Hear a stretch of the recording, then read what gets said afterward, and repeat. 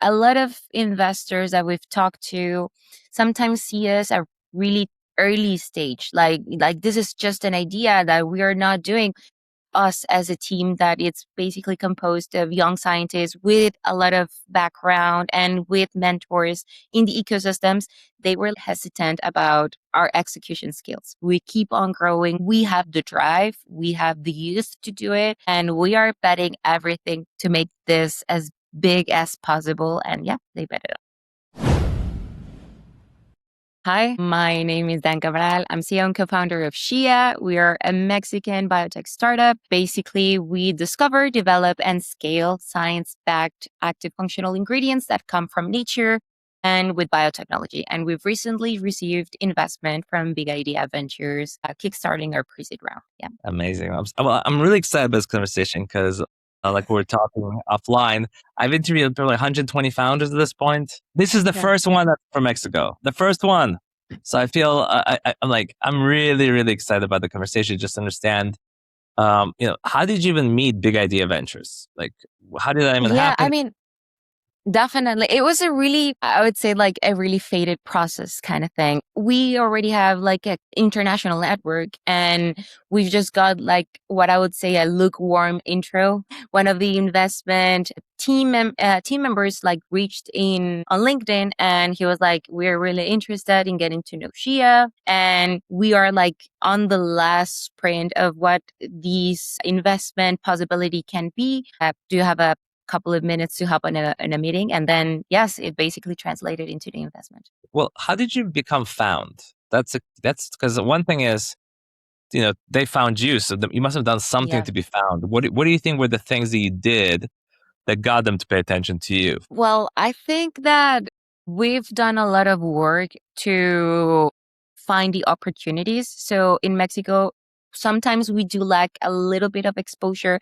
And as we were granted, for example, like participation in different accelerators that are running at a global scale, I think that a couple of mentors actually referred us to them, or they were like part of the LPs of some program. And basically they barged in and said, this is a lot of innovation and this is something that we want to like explore. And yeah, we were found. Incredible. So take me some of those programs that you did. Where were the programs and how did you, because it sounds like you started with those programs and then you made an impression on someone in those programs and then those individuals just spread like there's something special happening in Mexico.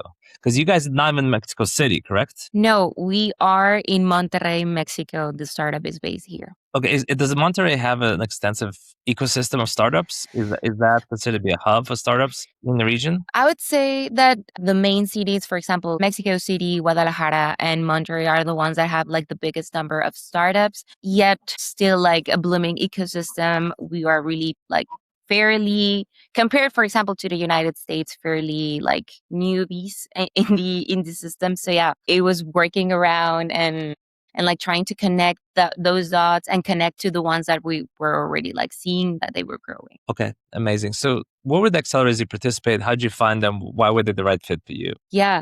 So I come from like an ecosystem, like a university startup ecosystem. And then a couple of like calls were in, for example, Start Fellowship. And I was part of like a program also funded by the University of St. Gallen. And I also like went to Switzerland and then connected, for example, with that specific opportunity. I think that was the moment in which everything started to like fast track itself. We lived 6 months in Switzerland, kickstarting and like basically fast tracking XiA'H, accelerating it. And then we've connected with mentors at Mass Challenge. And then we got into Mass Challenge this year. And I think that was the connecting dots to get to Big Idea Ventures, because I think that they are part of like their allies and actors in the ecosystem. And then everything just made sense. And right now we have a bigger network. And we've been participating in other programs like Catalyst and all of that. It's basically outside investment from either the European Union or the United States betting on Mexican startups or at least LATAM innovation. So you were doing your MD, PhD in a university. There was an open call saying, hey, there's a residency maybe for entrepreneurs or novel projects in Switzerland.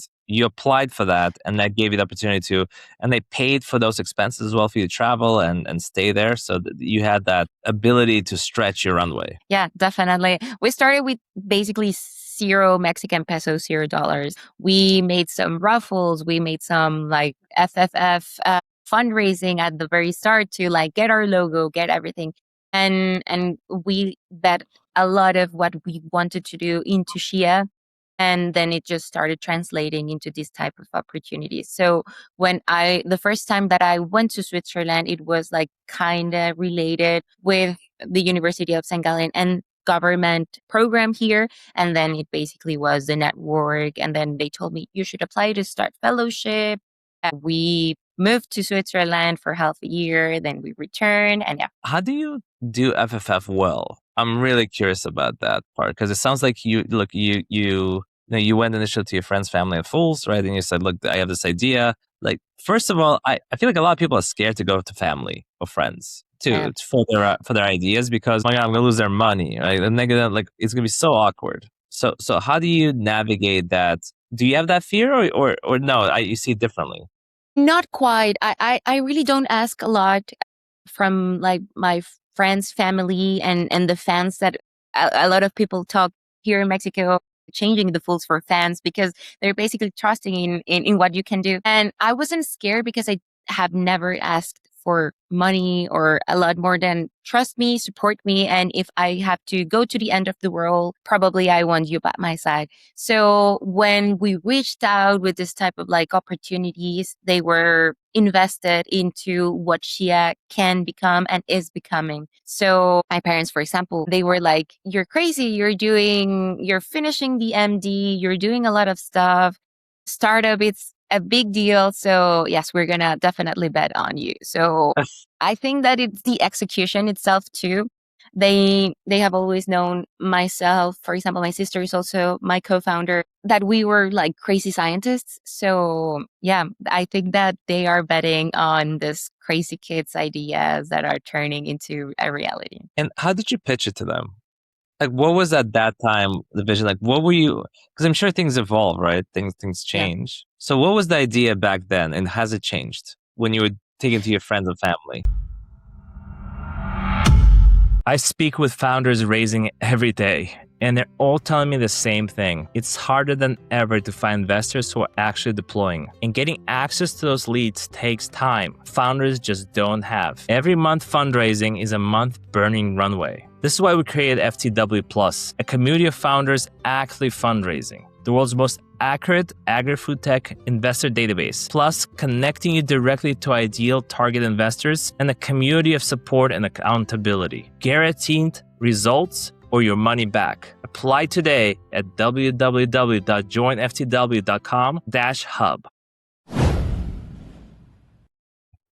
Yeah, we started with the idea to have a final product, like consumer product in market. So we started doing like a functional chewing gum and we presented to them. We did a lot of research and actually they tried the product and they had improved sleep. They have improved stress management. So it was really good. And there's when it shifted to like, these guys are doing something that it's actually working. And as it matured, they saw that probably we were not like pivoting or finding that perfect fit. We were developing the technology and then we reached to that. And then we pivot and change from like B2C because doing consumer products is a lot of stuff, a lot of marketing. And we were like really technical and we are still really technical, but with a lot of soft skills and people onboarded on the commercial side. And yeah, then we were like questioning ourselves, what do we do better? And we were like, we do the science better.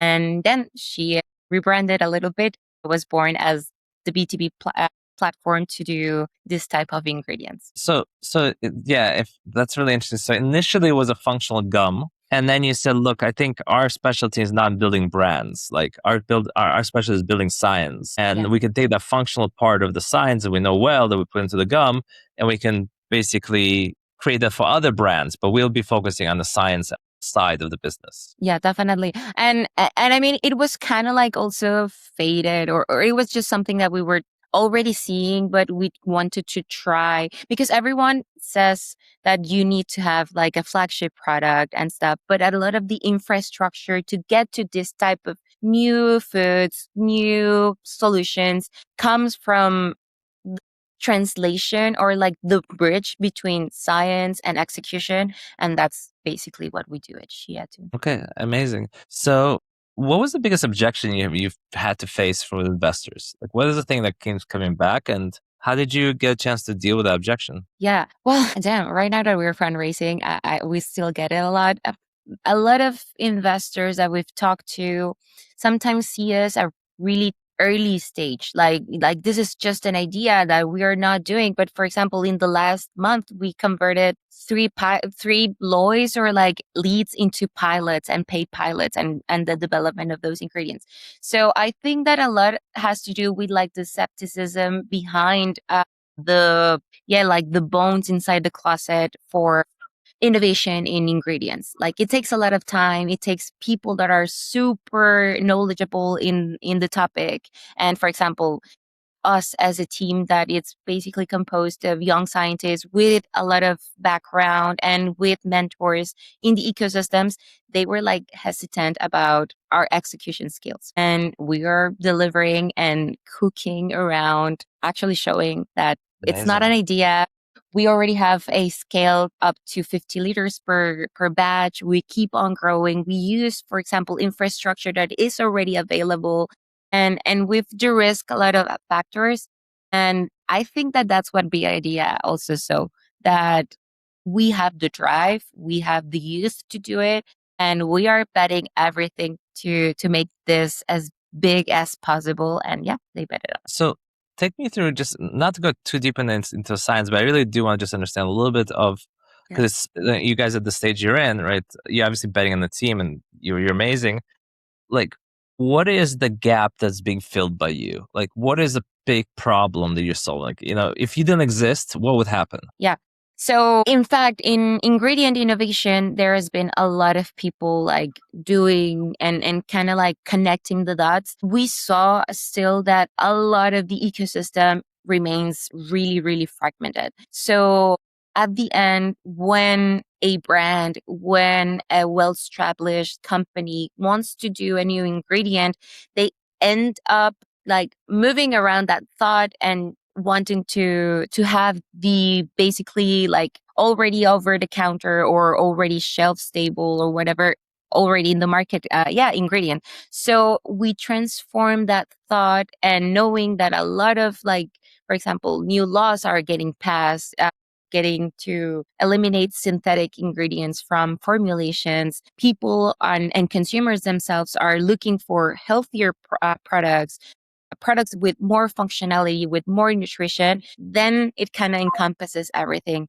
And we try, and we are already de-risking that pipeline of developing the ingredients for them to fast track those products into the market and have everything ready to be processed, to be tangible for it. So, could you give us like one example of, like, this is, for example, something we're looking like, we have an advantage in this product, right? If I'm thinking, Yeah. listening to the podcast, I'm like, okay, I know I care about novel ingredients or new ingredients to differentiate. Like, what kind of work would you say you're proud of? You say like, we're seeing a lot of great results in X, Y, and Z ingredient. Yeah. For example, right now we're working in pet vertical, like pet food vertical and pet nutrition with a couple of big partners and a couple of like medium enterprises. And what we're seeing right now is that, first of all, we formulate way faster. It takes us up to 12 weeks to get the ingredient to a pilot stage with everything in between from like the discovery to it. And we are also like interconnecting a lot of science that is already there, but in the traditional side of it. For example, traditions with the use of plants that come from Mexican culture or Latam based ethnobotanics. And all of that is right now translating. For example, we've developed a protein matrix that took us, and I'm not lying, 2 weeks to formulate. And we are already scaling it up in the bioreactor, because we do use bioreactors to fast track everything. And that translates into an ingredient that it's already really robust, that sums a lot of functionalities into this vertical and this innovation call, and can be in the market probably with like a couple of like the regulatory space in 2 or 3 years, instead of taking 6 to 10 years to develop. And this ingredient, what kind of benefits does it have? Like so this, I have a dog, right? I have a beautiful dog. Pookie is his name. He's a wonderful dog. Like if I give him this ingredient, what the benefits that this dog would have? I'm not sure if it's a dog, but what would be the benefits you think you could hit? Yeah, first of all, for example, it's hypoallergenic. So for all the protein sources are really well balanced. They are made with the building blocks, the amino acids, and it comes from plants. So it's really digestible, palatability wise, like the taste of it is really good. It adds extra, we call them bioactive ingredients. There are small molecules, for example, antioxidants that are already in the formulation, phenols, polyphenols that help a lot with, for example, probiotic and postbiotic capabilities. It translates into a really complex formulation itself, but that complexity also gives it the functionality. So it is designed to perform as a booster for example, gut health right now, the building blocks for like muscle protein intake. And then it adds on antioxidants and a lot of like health benefits for a doggo that we all love them and that we're right now doing. And then the bioreactors, because you doing like solid state fermentation, or is it that you're essentially like growing it like almost like a mycelium, or is this using yeast for precision fermentation? Like what's the actual, not to go too deeply into the science, Like but just a little bit of the pipeline, yeah. Yeah, yeah. we start first of all with the identification. So we run a computational analysis to pinpoint the bioactives that we want in the formulation. Then we de-risk all that so that the trials at lab are as easy as possible. And then we go into the bioreactor, which is basically precision fermentation. And what we do there is that we have our own developed process with enzymes and microbes that help us not only extract those those bioactives, but actually optimize each formulation, because sometimes we digest the molecules, sometimes we rearrange them, and then the ingredient it's already done. So that's what we do, and it's bioreactor based because it helps us maintain the control and the stability throughout the whole formulation itself, replicating a lot of what, for example, a computational analysis is doing, but at a bioreactor scale. So just super nerdy. Is this extracellular or intracellular? It really depends on the formulation, but right now what we're doing, for example, with everything on the enzyme side, is intracellular. So that's what we are at. Okay, super cool. Okay, awesome. First of all, we just got a little nerdy there in the science, which I really, Yeah. that was very, very, very fun. Last two questions that come up. One is, like one of the things I'm thinking about is there's such a developing ecosystem in Mexico, but like, what do you see the next stage of the fundraiser? You have a big idea ventures, but now what are you doing to prepare yourself for the raising the entire pre-seed round? Or is it from local angels? Is it strategics? Is it corporate partners? Like, how do you see the fundraising process for somebody that's not like in a large ecosystem of VCs, like New York, Boston, or San Francisco? Yes. So we know that we have to move. There's like those little lights of hope throughout LATAM, which are actively investing, which are betting on local science. So yes, we do have like a full pipeline, a full CRM with investors from all parts of the world that do have a mandate to invest in LATAM. Not because, for example, we are also a US company, so there's a lot of flexibility, especially with like fundraising part, but knowing that the science will come from our lab that it's based in Mexico, right? So what we're doing right now is that, yes, we are talking to angels. We are talking, for example, to another VCs.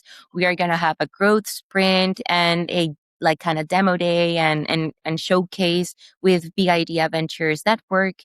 And we are already attracting a lot of interest, for example, from companies, from like those big partners with CVCs, with the possibility to also be acquirers of our technology, thinking about like a really, really positive stage in which we get acquired, for example, which is our exit strategy itself.